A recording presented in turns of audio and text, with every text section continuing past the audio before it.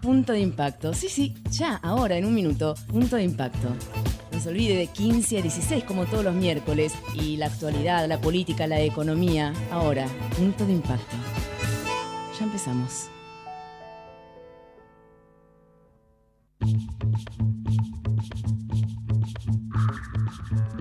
En el mundo habrá un lugar.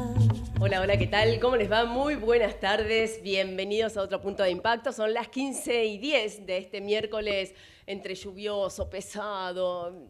Sale el sol, está como indeciso, ¿no? Está como que no sabe qué quiere. Y los que sí saben qué quieren parece que son los diputados, porque sesión maratónica, se sancionó finalmente el presupuesto 2023, con algunas, según los expertos, con algunos datos engañosos, como decir que la inflación del próximo año va a ser del 60%, o que la economía va a crecer creo que un 2% es lo que está previsto. Bueno, vamos a terminar este año con un 90% más o menos de inflación, con lo cual va a ser bastante difícil que se cumplan algunos parámetros.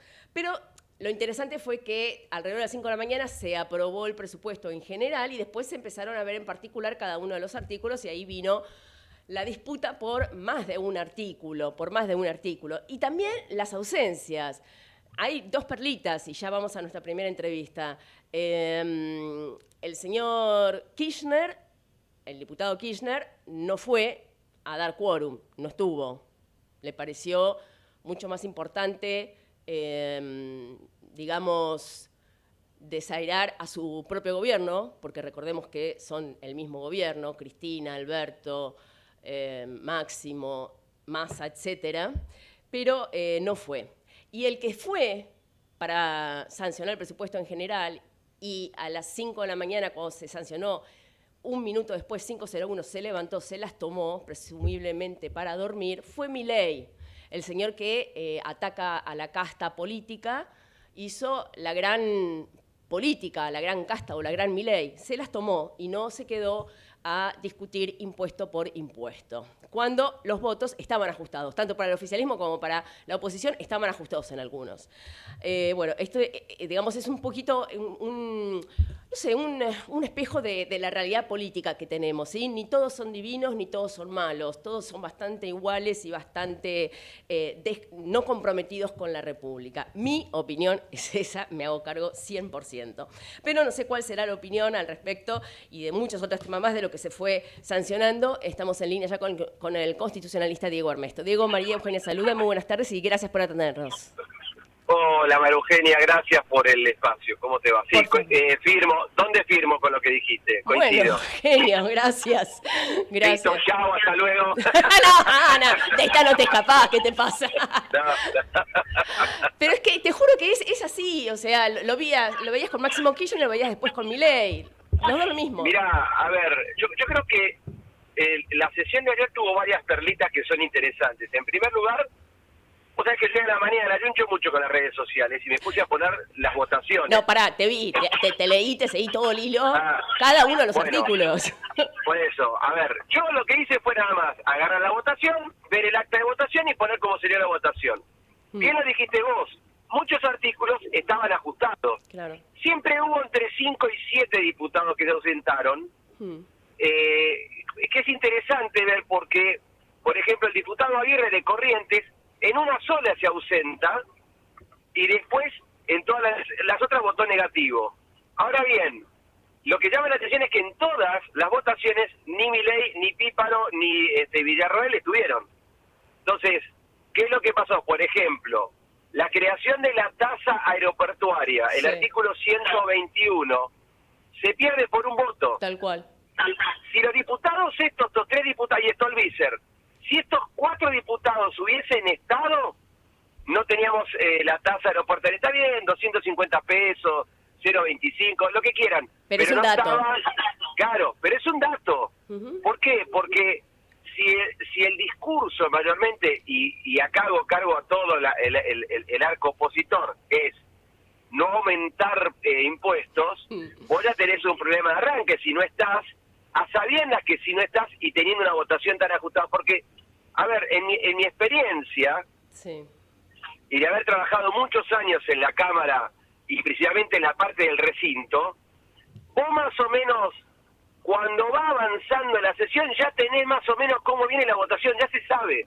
Sí. Ya se sabe, entonces cuando vos ya sabés cómo viene la votación, vos tenés que hacer un esfuerzo, que ahí empieza lo que todos conocemos como la rosca. Claro. Hacer rosca para conseguir los votos suficientes como para poder sortear un determinado artículo. Sumado a que todo proyecto de ley, según el reglamento de la Cámara de Diputados y la Cámara de Senadores, todo proyecto de ley, si no se acuerda en labor parlamentaria, se vota en general y en particular. Exacto. Entonces, ¿la estrategia cuál era? Como iban a tener el quórum, porque acá también pueden discutir quién le dio el quórum. Entonces, ahí pongámonos a ver qué pasó con los muchachos de Evolución del grupo de Luzó. Dieron Es el decir, sí. que por qué dieron el quórum. Pero ponele que el argumento era, no podemos dejar al gobierno otro año sin presupuesto. Ponele que sea eso. Bueno, ¿la estrategia cuál era? La particular. Claro. Entonces, estos diputados que se ausentaron, es decir, llaman la atención, porque era Vox Populi y todos, mira, es más, el lunes estaba en un programa de televisión y yo llegué a, no textual, pero a decir cómo iban a votar. Yo sabía hasta cómo votaban, ¿por qué? Porque hay una manera de saber por dónde van a ir cuando vos tenés una eclosión interna dentro de cada uno de los sectores políticos o los bloques políticos. Un Entonces, poco abonando tu teoría, se cuenta una de las perlitas que Ritondo, obviamente es de la bancada del PRO, estaba en un momento hablando con La Espina, creo que era, y estaban medio en duda si se votaba, si llegaban a sacar el artículo del impuesto a las ganancias a los jueces o no. Y Ritondo, que la tiene clarísima en cuanto a rosca, en cuanto a experiencia, llamó a la izquierda, a la izquierda. Y les dijo, che, ustedes dos van a votar en contra, ¿no? Sí, listo, ya está, ya tenemos los votos. Bueno, fíjate algo, mira, la votación del 104, el de los camioneros, Sí. sale 118 la oposición, si no me equivoco, y 120 y pico, 129 a 120 sale, perdón. Vos Ok. tenías 7 ausentes, llegabas a 127, pero ¿por qué ganaron la votación? Porque los 4 de izquierda votaron a favor de los camioneros. Claro. Nadie va a leer el acta. Yo soy un enfermo que sí, me pongo a leer el acta, a ver cómo votó, quién fue negativo, quién se abstuvo. ¿Por qué? Porque es bueno tener la información del ciudadano para que el ciudadano sepa que cuando está depositando su confianza en ese representante del pueblo, por lo menos cuando esté sentado en la banca, que sea un digno representante quien lo votó. Tal cual. Entonces, acá esto de las perlas, a mí me encanta lo de las perlas, porque son perlitas, por ejemplo. Vos fijate algo extraño. Ellos pierden por 134 votos la votación en lo que respecta a ganancias a los jueces. Ahora, ¿por qué pierden? Porque cinco diputados del Frente de Todos de Extracción Sindical votaron con la oposición. Exacto. Entonces son cosas que uno tiene que empezar a ver. Vanessa Siley es una de ellas. Bueno, porque es la segunda, creo que de Piumato. Entonces, vos fíjate que, hubo movimientos, y esto es importante decir, saber que la votación particular es de vital importancia. Mira, cuando vos... Sí. Perdón. Cuando... Porque, vos que viste lo mío en las redes sociales, vos viste la cantidad de gente que creo que tiene que ir a un psiquiátrico que me empezó a decir de todo. Pero gente que Porque no entiende nada. Yo no puse nombre propio, pero en un momento hice un razonamiento de cómo es el funcionamiento de la Cámara. La Cámara de Diputados, aparte de la Constitución, como el Senado, tiene un reglamento. Y el reglamento, mal que mal, se cumple. Y en esta instancia se cumplió correctamente porque era un terrible proyecto de ley con 130 y pico artículos que vos no podías votar en una y dale, vamos a casa a dormir. Tal cual. Entonces me parece a mí que lo que quedó demostrado acá es un poco ¿quién se toma en serio el cargo que está ocupando? Mira, ¿No? yo creo Es decir, que muchos políticos cuando empiezan y se ponen primero como candidatos a legisladores, sea municipales o nacionales o provinciales, lo hacen para empezar a escalar, pero les importa absolutamente nada. Es mi opinión. No les importa nada. ¿Y sabés qué? Sí. Algunos sí, tenés razón, no voy a generalizar, algunos sí, pero son los menos para mí, ojo, son los menos. Y sabés una cosa, lo que también veo en esto que vos decís, veamos cómo votó cada uno en general y en particular, es tan importante y no le damos bolilla, que es un poco hacer el parangón con la famosa lista sábana. Vos no sabés a quién votás. Y así después van al Congreso y votan, que ni siquiera, muchas veces, ni siquiera los propios diputados saben que están votando, ojo. Bueno, pero mira, fíjate algunas características de esto que algunos diputados están en campaña permanente. Sí. Entonces se olvidan el lugar que están ocupando, primera cuestión. Segunda cuestión, hay diputados que no presentaron ningún proyecto de ley. Uno de esos es uno de los que se ausentó ayer. Es decir, le invito a la gente que le esté escuchando, puede entrar a www.diputados.gov.ar, va a diputados, pone el apellido de ese diputado ausente y automáticamente ahí papeleta proyectos, como firmante tiene 0. Entonces, ¿qué es lo que yo digo? ¿Para qué fuiste elegido? ¿Cuál es la función del diputado? Entonces, esto es un problema que tenemos como sociedad, que nos tiene que interpelar para ver bien cómo nos equivocamos nosotros. Porque uno puede ser un personaje simpático en la televisión y ser gracioso y gustarte las reacciones o las cosas que dice, pero después uno tiene que entender cuál es la función que cumple dentro del diseño institucional argentino. Entonces, vos tenés, por ejemplo, el tema del voto de ganancias. 134 votos sacó la oposición ahí. Sí. Esos 134 votos se conformaron por Juntos por el Cambio, por, Esper, que es liberal, la izquierda y parte del Frente de Todos. Entonces, hay una idea en general que esto debería ser reflejado en el próximo gobierno, porque yo calculo que este no va a hacer nada, en tratar de entender y de comprender que hay cosas que molestan a muchos. Por ejemplo, el pago de ganancias de cuarta categoría. Entonces, ¿por qué no lo debaten? A ver, yo ayer estaba por tribunales y me causaba gracia porque lo primero que veo ni bien dentro del Palacio de Justicia son unos carteles gigantes que decía el salario no es ganancia. Sí, de Piumano. Bueno, está bien, pero yo quiero decir, si el salario no es ganancia para ustedes, tiene que ser también para todos igual.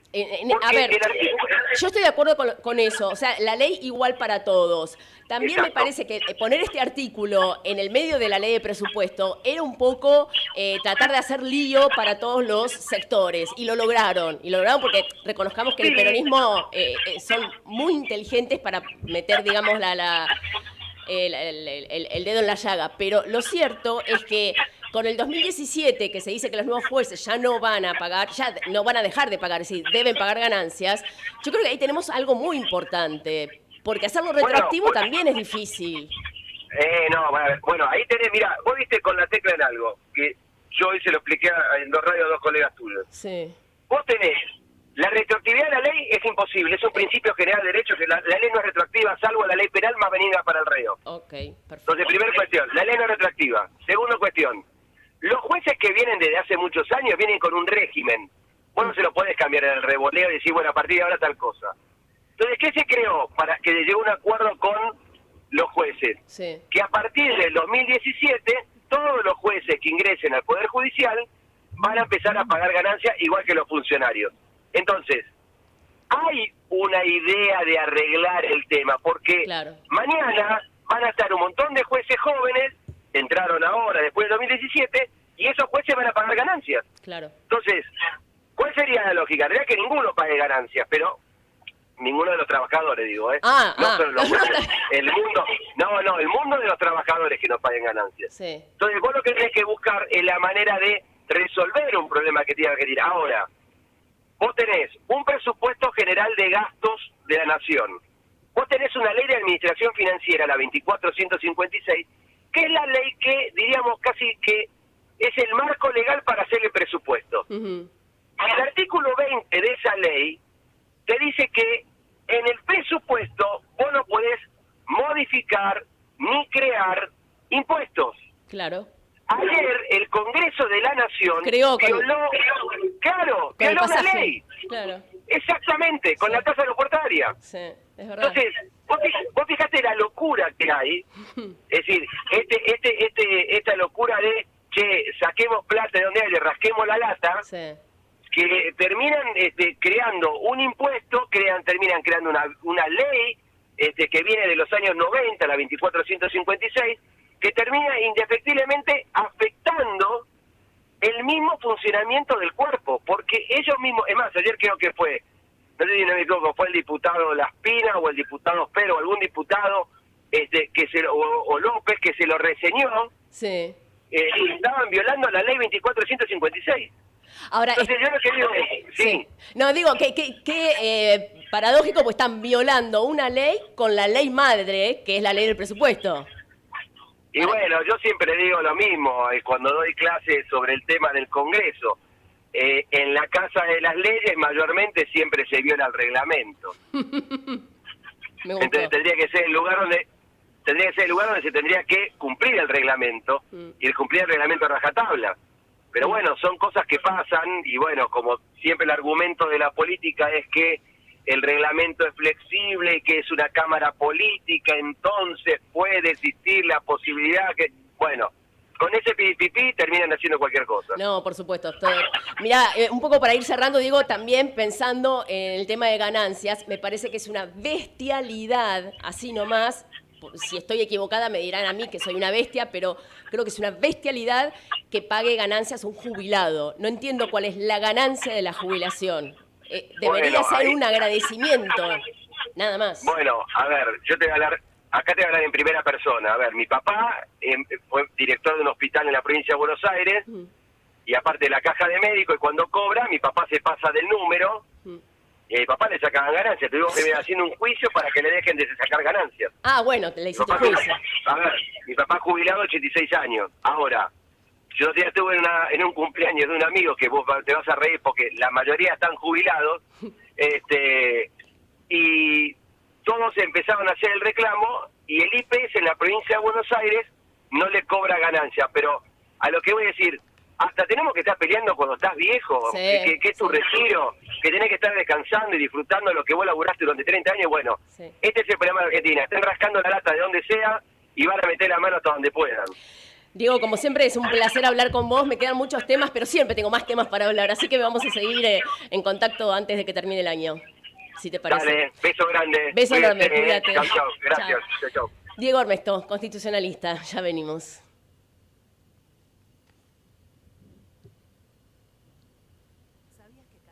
De sangre puede salvar 4 vidas. En los hospitales de la ciudad y en las campañas de donación se brindan turnos para donar de forma sencilla, rápida y segura. Conoce más en buenosaires.gov.ar/donasangre. Buenos Aires Ciudad.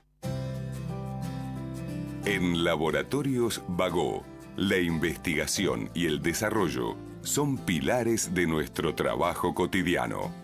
Productos innovadores y de máxima calidad son logros del presente que guían nuestro futuro. Laboratorios Bagó. Ética al servicio de la salud.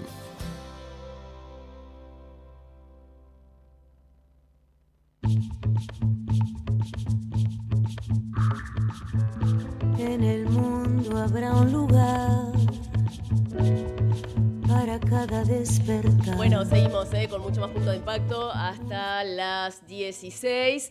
Son las 15:30. Ustedes saben que parece que Moyano, obviamente, salió favorecido ayer en uno de los artículos del presupuesto porque logró que no se le cobrara ganancias al tema de viáticos. Cosa que a mí, ojo, a mí me parece bien, porque el viático para un camionero, digamos que se la pasa viajando el camionero. Entonces, cobrarle ganancias, la verdad que era medio loco. No, eso no, digamos, en primera instancia me parece muy coherente lo que pedía el gremio de camioneros.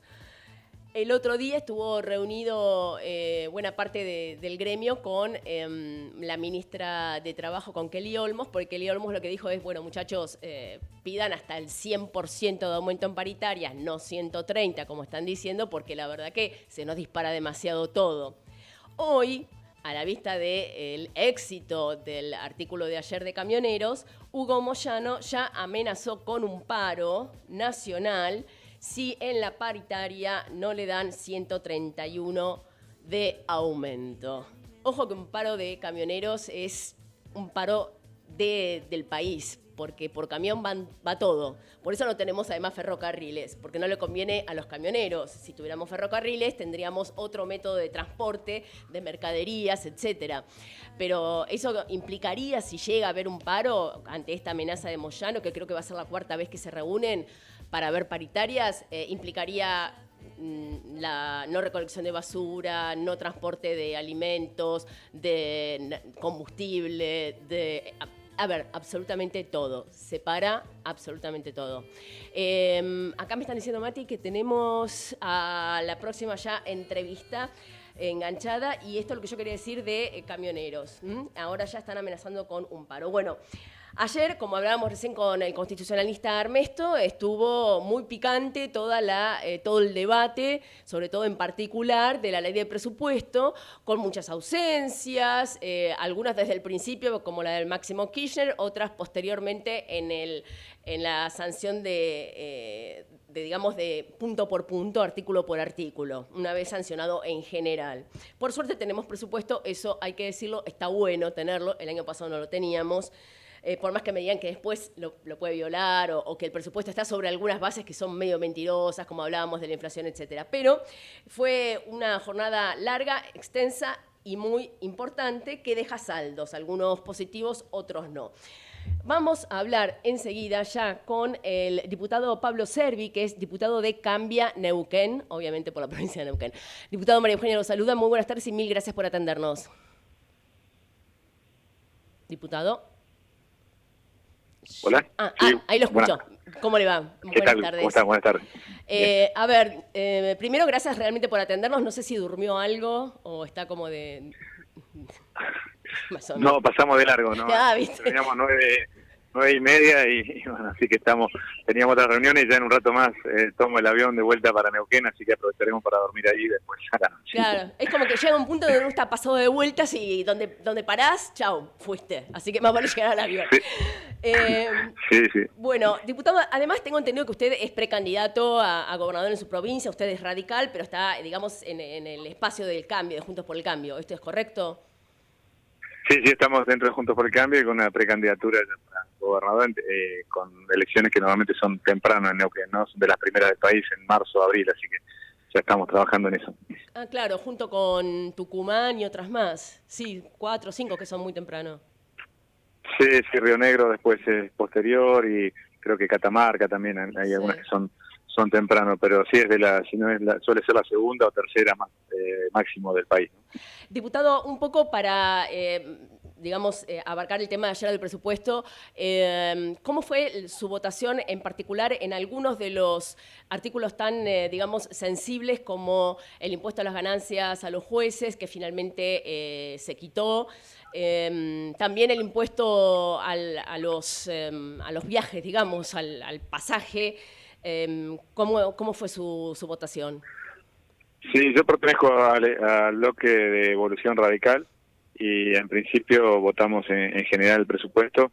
Y en el caso de los jueces lo que se hizo un planteo de que hay que dar una discusión y de hecho había correligionarios nuestros del espacio que han planteado proyectos en ese sentido y la idea es que se dé una discusión justamente de qué hacer con ganancias, entendiendo que tiene que haber igualdad ante la ley y equidad en este tipo de cosas, entendiendo también que el salario no es ganancia, ¿no? Debería por lo menos elevarse bastante el piso de aquellos que pagan, pero si hay que pagar al nivel que hay que pagar hoy, hay que buscar la vuelta de que sea más equitativo y la idea es dar una discusión justamente porque hay proyectos de ley presentados desde el Bueno, espacio claro, y de hecho me parece se va a avanzar que con eso, ¿no? es mucho más importante que sea un artículo del presupuesto, mejor que sea una ley dedicada al tema de ganancias, porque la verdad que no paguen los empleados judiciales me parece correcto si no paga ningún otro empleado, pero si no, estamos haciendo diferencias. Y recordemos que con el tema de los jueces, como lo decíamos ya recién con el constitucionalista, desde el 2017 una acordada ya dice que los nuevos no van a prescindir de este pago.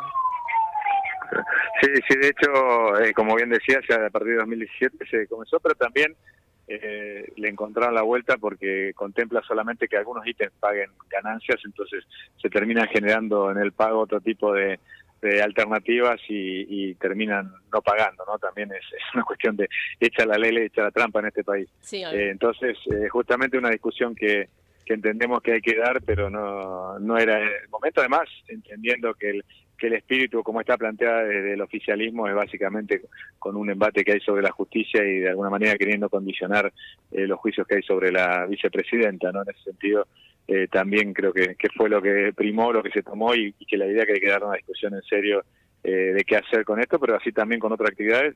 Y por otro lado, la contracara es que a un gremio como camioneros que viene bloqueando empresas, inclusive empresas que han tenido que cerrar por el acoso que han sufrido por parte de este gremio, se los premia con un diferencial a la hora de pagar ganancias, ¿no? Que los camioneros van a pagar menos que el resto de los. Pero perdón, lo que pasa es que ahí gremios, se hablaba específicamente del viático. Me parece que el viático es como una columna vertebral de lo que es el camionero. Y dicho esto, digo, no estoy de acuerdo con Hugo Moyano absolutamente en nada. Estoy en total desacuerdo con los bloqueos que hacen a las empresas. Creo que no es desacuerdo, es ilegal, es delito lo que hace. Pero creo que en este punto específico tal vez ahí tenían razón. Ahora, claro, se envalentonó y amenazó con paro general si no le dan el 131 de aumento en paritarias. Es otro tema.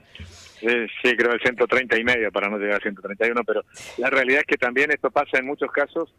Se da, por ejemplo, en el personal de salud, que muchas veces no quiere hacer guardia porque al hacer guardia su hora extra empieza a pagar ganancias y todo lo que hubiera ganado con el adicional lo pierde con el impuesto, entonces directamente desincentivan, y creo que ese tipo de cosas también, lo que sean horas extras o viandas, como decías, que son adicionales al sueldo, un esfuerzo extra, no deberían tener, como decía, tampoco el salario, entiendo que no, porque hoy la verdad que con la inflación, los niveles de inflaciones que hay, se pagan sueldos que están muy cerca de los niveles de subsistencia o del mínimo, para no estar por debajo de la línea de pobreza, ya comienzan a pagar ganancias, y entiendo que no es el espíritu de la ley. Justamente el impuesto creo que es uno de los impuestos más progresivos que tenemos y que hay que habría que ver cómo ir a ese tipo de impuestos y por otro lado de sacar los que son regresivos, ¿no? Como el IVA o como la inflación, básicamente también, que independientemente que un tributarista me va a retar o decir que no es impuesto, pero básicamente es algo que paga el último de la cadena normalmente, ¿no? Porque el que puede lo traslada en el precio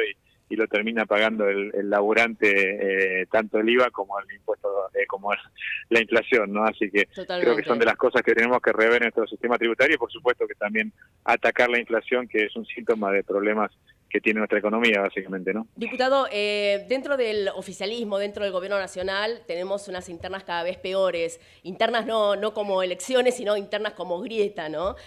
Hoy, un tuit que dice, es inadmisible que el gobierno disponga el aumento de las prepagas. Uno se lo podría adjudicar, yo qué sé, a usted, o a Lustó, a Macri, pero no, es un tuit de Cristina Kirchner. Está hablando de su gobierno, pero pareciera que está en la oposición. Dicho esto, que es un desastre realmente como está el gobierno, a ustedes también no les estaría yendo, ¿no? Sí, la verdad que vemos con mucha preocupación esto, ¿no?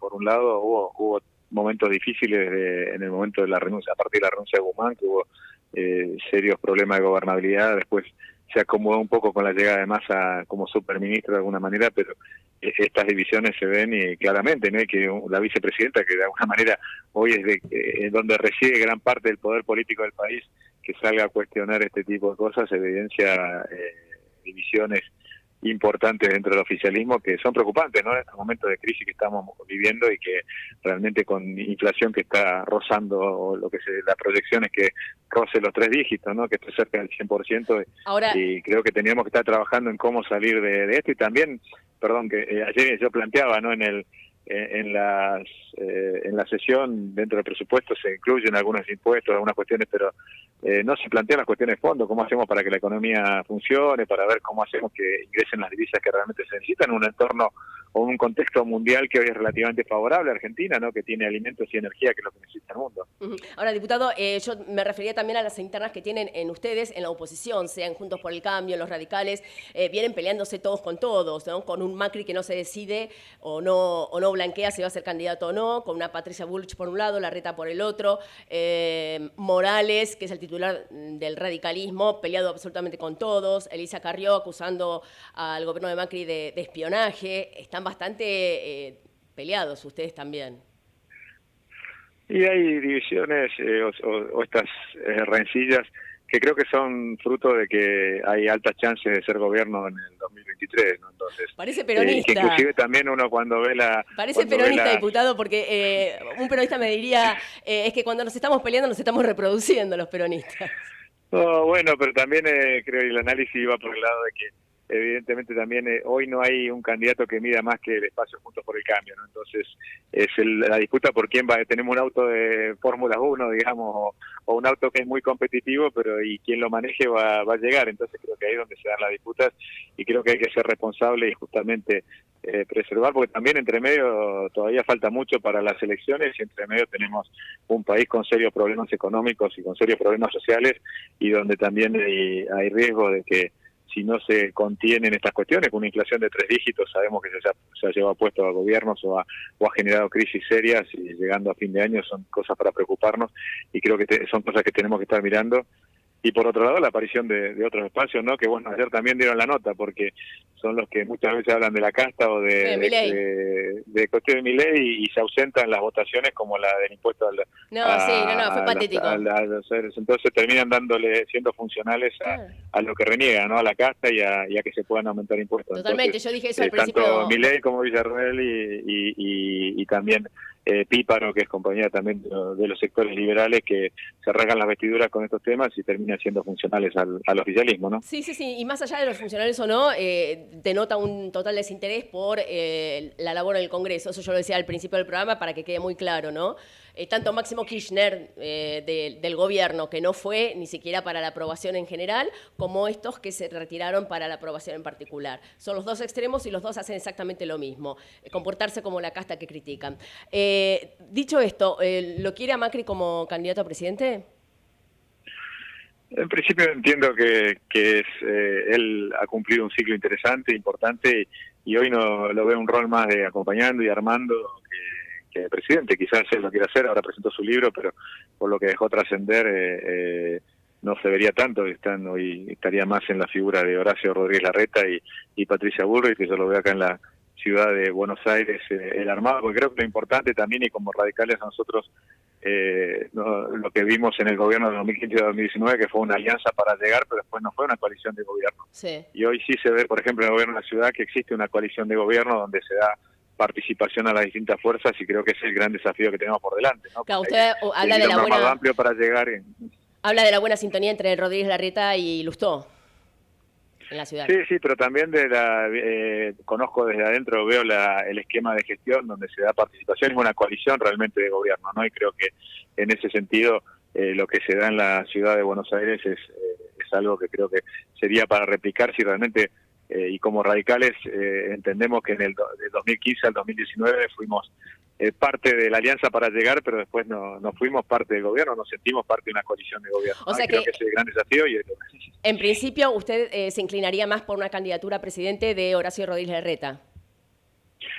Sí, como te decía, entiendo que es una... No buscaría un radical. Como lo plantea él. No buscaría un radical, un Morales. Los radicales tenemos, y Morales, y tenemos Manes, pero yo creo que también en las listas combinadas, ¿no? Creo en las listas que se puedan armar y llegar a entendimientos que también hoy necesitamos salir de estas internas que nos están desgastando, ¿no? Como espacio también. Creo que esos son parte de las discusiones que habría que dar y empezar a saldar estas cosas como para empezar a salir también de estas internas que también desgastan, ¿no? Correcto. Diputado Pablo Servi, le agradezco muchísimo que nos haya atendido y que tenga muy buena jornada. Y descanse. No, por favor, gracias a ustedes por el espacio y un saludo a toda la audiencia. Un saludo enorme. El diputado Servi de Cambia Neuquén. Ya venimos.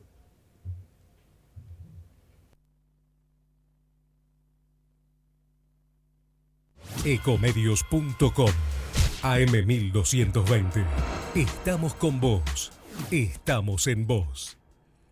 Podés vernos en vivo en ecomedios.com. Contenidos audiovisuales. Conectate con nosotros. Twitter @ecomedios1220.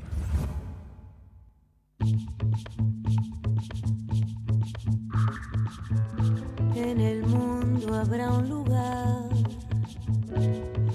para cada despertar, un jardín de pan y de poesía, porque puestos a soñar. Bueno, y seguimos con mucho más punto de impacto hasta las 16 y con repercusiones de lo que fue el día de ayer y la madrugada de hoy. Les decía, un Moyano que ya está amenazando con un paro si no le dan el 131%. Y también hoy, cuando Cristina, como si no fuera parte del gobierno, tuiteó: es inadmisible el aumento de las prepagas que dispuso este gobierno, como si no fuera de ella también, es la vicepresidenta, recordemos. Ya también le contestaron las prepagas. Fueron muy duros, fueron muy directos. Le dijeron que sus declaraciones muestran total desconocimiento del tema.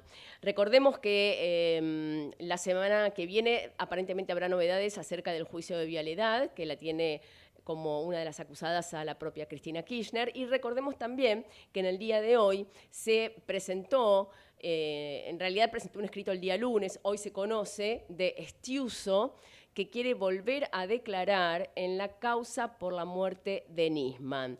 Dice tener pruebas que van a ser muy ilustrativas para poder dilucidar lo que él consideró desde un primer momento el asesinato de Alberto Nisman.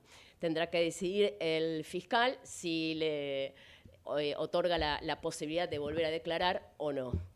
Vamos a otro tema, nos vamos a Brasil, pero no nos vamos así como de turismo. Viene muy caliente la campaña, recordemos, este domingo es la segunda vuelta, es el balotaje, se decide el presidente, Bolsonaro o Lula o el Bots o Bolsonaro. Y vienen con una campaña, yo diría hasta bastante picante en los últimos días. Picante se lo conoce a Bolsonaro, ¿no? Por ahí de algún golpe bajo, pero parece que Lula entró en la misma, ¿no? O sea, lejos de criticarlo, sí, lo critica, pero también entró en la misma. Creo que inclusive en el Tribunal Electoral de Brasil hay algunas causas que tienen que dilucidar en los próximos días acerca de este tipo de campañas sucias con acusaciones de uno y otro. Pero alguien que sigue esto al dedillo, lo conoce muchísimo mejor que yo, es Pablo de la Barra, a quien ya tenemos... Yo le dije Pablo, pero es Patricio y ahora me va a decir de todo y no me va a atender y me va a cortar. Patricio de la Barra, periodista en Brasil. ¿Qué haces? Hola, ¿qué tal, María Eugenia? No te preocupes, no hay ningún problema. Antes hablé con un Pablo, te mandé, yo te pido perdón, así nomás. No, tranquila, no hay ningún problema. Con que digas bien el apellido, ahí mi familia va a quedar tranquila, así que no hay problema. Tenés razón, con tu familia no me pelees, será con vos nada más. Sí. Patricio, contame, está picante, sí, el ambiente está absolutamente polarizado y te diría que esta es una de las elecciones más sucias en todos los aspectos que he visto en los últimos años. Yo vivo hace bastante tiempo acá en Brasil, viví los últimos días de la dictadura y por primera vez veo renacer, por ejemplo, la censura a medios de prensa, una censura bastante fuerte, pedida y exigida por el Partido de los Trabajadores de Lula da Silva, es decir, un movimiento que se dice de izquierda, que se esté exigiendo la imposición de una censura. Eso estaba restricto antiguamente a las dictaduras militares, pero yo no lo veía hace muchos años, una dictadura prácticamente del Tribunal Superior Electoral que recibe las quejas y cualquier cosa con respecto a lo que pueda hacer o no hacer Jair Bolsonaro, que es el presidente, y por otro lado no acepta, por ejemplo, que se diga cualquier cosa de Lula da Silva. Por ejemplo, está prohibido acá decir que es un ex condenado, que fue corrupto, que es amigo de Daniel Ortega. Perdón, se lo dijo Bolsonaro en la cara en el primer debate. Claro, entonces todas esas cosas están prohibidas, tú no las puedes decir en estos momentos ni tampoco criticar al Tribunal Superior Electoral, citar, por ejemplo, al presidente del Tribunal Superior Electoral, tampoco, es decir, son cosas que están prohibidísimas en este país, cosa que no venía ocurriendo desde hace muchos años.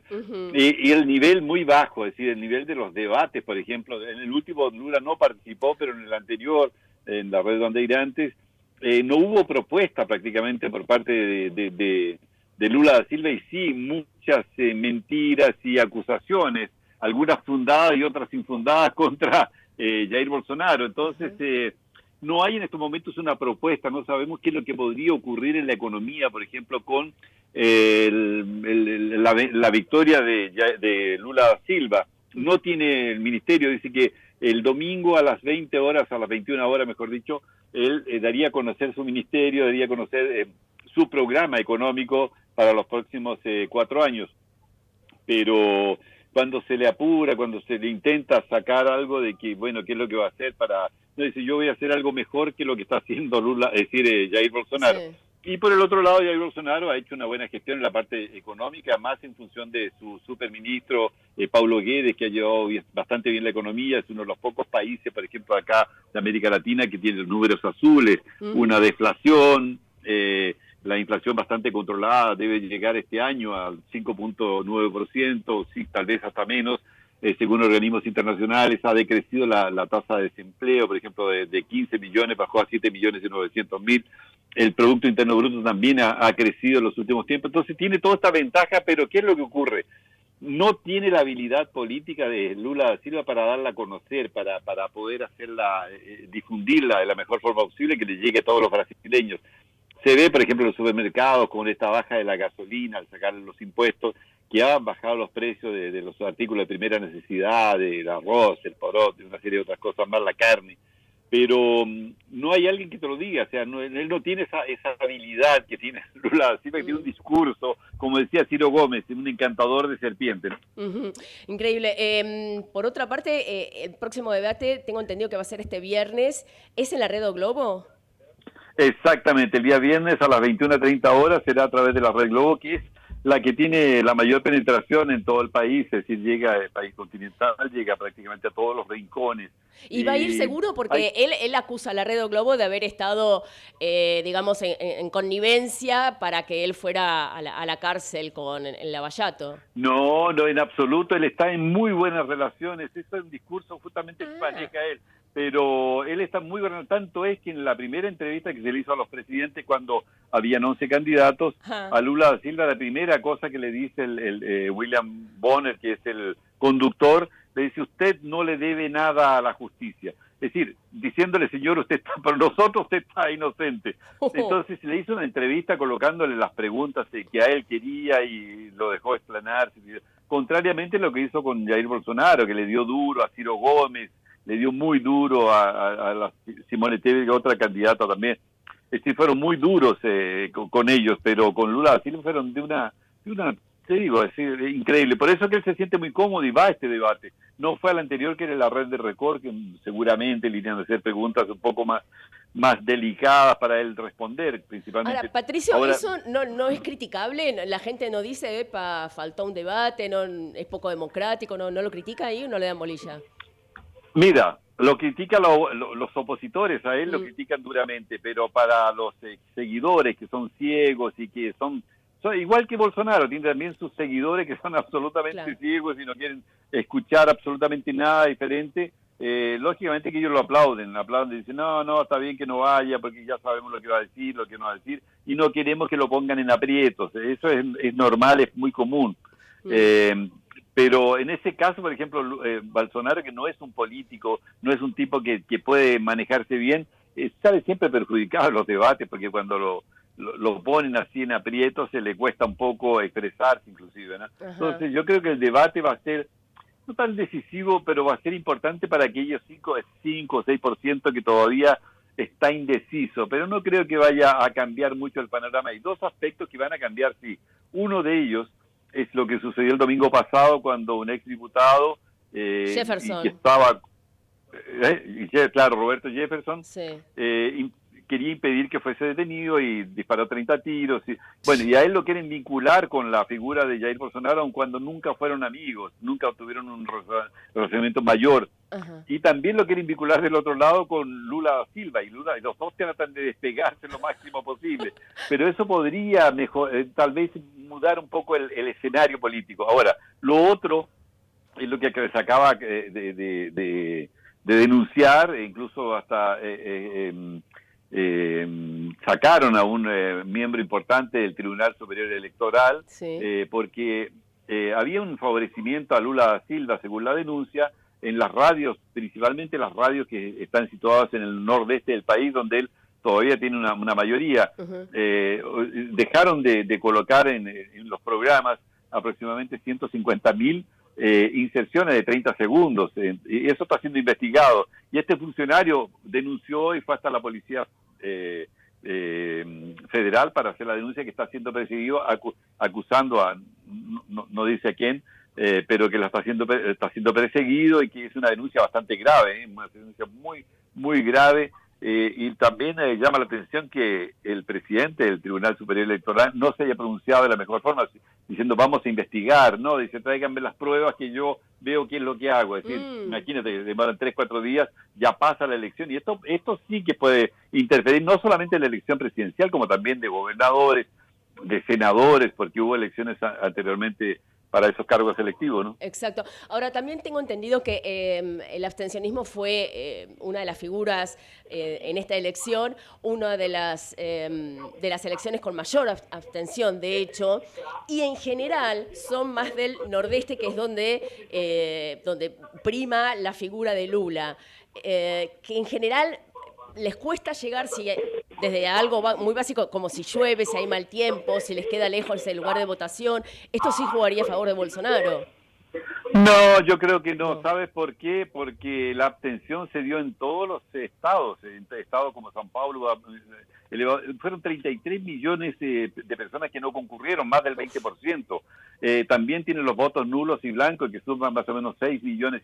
Uh-huh. O sea, a eso le estaban apuntando justamente los dos candidatos, a decirle a la gente que vaya a votar. Lula da Silva no le interesa mucho que vayan a votar, porque esto se registra más en el sudeste, el sudoeste y para el sur del país. Uh-huh. Pero en la región donde él tiene su reducto electoral, la gente fue a votar, y no hubo una abstención tan grande. Ahora, el miedo que tienen los dos, que tienen un índice de rechazo muy alto, tienen 40% cada uno, es que la gente aumente el número o sea, no vaya, no se interese por las elecciones por este índice de rechazo. La multa acá son $3.50, es menos de $0.50. Que no, más o menos $0.50. Un poco más de $0.50, exacto, está 5.20, sí, un poco más de $0.50, que es irrisoria. Entonces la gente dice, bueno, ¿por qué ir a votar si no me interesa ninguno de los dos candidatos? El 40% del rechazo lo tienen ambos. Entonces es difícil que tú puedas pensar que alguien va a salir de su casa un día domingo para ir a votar en alguien que no lo convence. Claro, qué increíble eso, lo de la imagen negativa. Acá en Argentina también es como un fenómeno político que se está dando, la imagen negativa altísima de los candidatos, inclusive los más votados, aún así.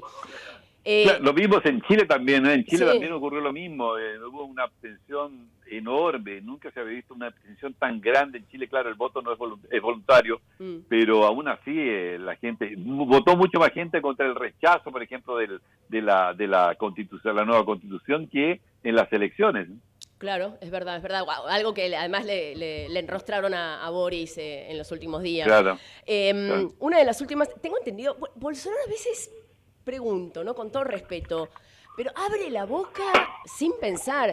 Habló de unas venezolanas que las trató, menores de edad, de 14, 15 años, que creo que estaban en el estado de San Pablo, y las trató de prostitutas. Después pidió... No. Ahí también es una leyenda que... A ver, contame, porque esa es la noticia que llegó acá. Entonces están deformando todo. Exactamente. Dale. No, exactamente, se está deturpando, exactamente. Mira, lo que ocurrió ahí no fue inclusive en San Pablo, fue en el norte del país. Me parece que la región de Alagoas, estaba viajando, estaba de moto y estaba con un grupo de periodistas, aproximadamente 10 periodistas. Sí. ¿Y qué es lo que ocurrió? Él vio a las chicas día sábado de mañana, muy arregladitas, y qué sé yo, y él dijo, bueno, algo debe estar sucediendo. Y cuando se enteró que eran venezolanas, él pensó que eran chicas que podrían estar siendo utilizadas por por estos tratantes de blanca que se utilizan mucho a extranjeras. Sí. Y llegó a la casa, pidió permiso, hizo una live.